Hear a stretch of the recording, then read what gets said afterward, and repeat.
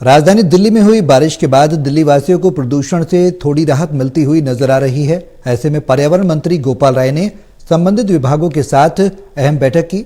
बैठक में संबंधित विभागों को ग्रेप 1 और ग्रेप 2 के नियमों का कड़ाई से पालन करने की निर्देश दिए। तो वहीं CAQM के आदेश के तहत दिल्ली में ग्रेप 3 की पाबंदियों को हटाया गया।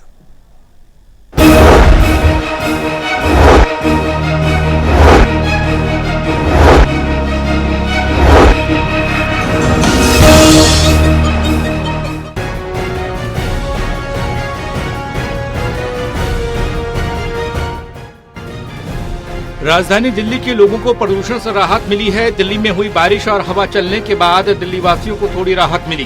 पिछले एक सप्ताह से लोग जहरीली हवा में सांस लेने को मजबूर थे। AQI का लेवल गंभीर श्रेणी में पहुंच गया था। ऐसे में पर्यावरण मंत्री गोपाल राय ने संबंधित विभागों के साथ अहम बैठक की। बैठक में CAQM के निर्देश के अनुसार ग्रेप 3 के नियम राजधानी दिल्ली से हटा दिए गए। अब दिल्ली में BS3 और BS4 के वाहनों की एंट्री हो पाएगी। पर्यावरण मंत्री गोपाल राय ने बताया कि निर्माण कार्य और वाहनों की एंट्री अब शुरू कर दी गई है। दिल्ली में CAQM द्वारा ग्रेप 3 के जो नियम थे, पाबंदियां थीं,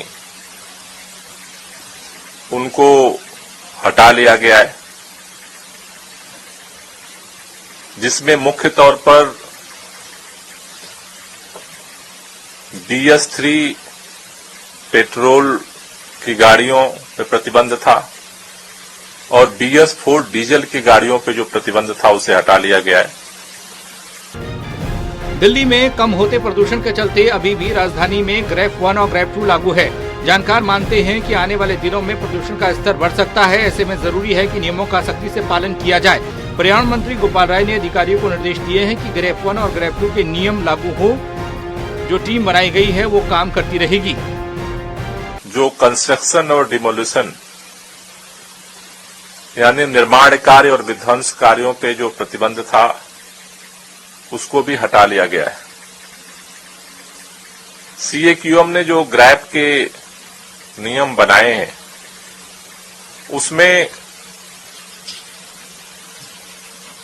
AQI का स्तर 400 से जब ऊपर जाता है उस समय ग्रेप 3 लागू किया जाता है। दिवाली के बाद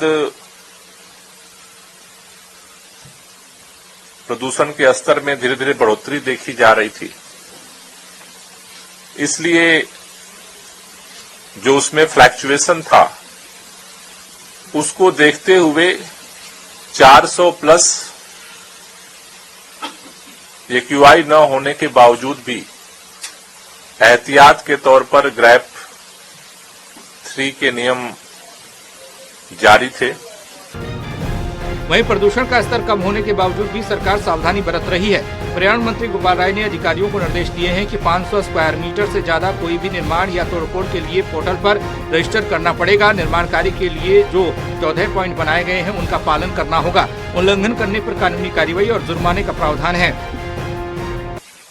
एंटी डस्ट कैंपेन के दौरान किया गया था, एंटी ओपन बर्निंग के लिए किया गया था, PUC चेकिंग के लिए किया गया था, ट्रैफिक जाम्स के लिए किया गया था। वो सभी टीमें सक्रियता के साथ काम करती रहें, इसमें किसी तरह की ढिलाई न बरती जाए, इसका डायरेक्शंस पुनः सभी विभागों को दिया जा रहा है। क्योंकि कई लोगों के मन में ये भाव आ रहा है कि अब ग्रेप 3 भी हट गया तो अब मतलब प्रदूषण खत्म हो गया और हमें ज्यादा कुछ करने की जरूरत नहीं है।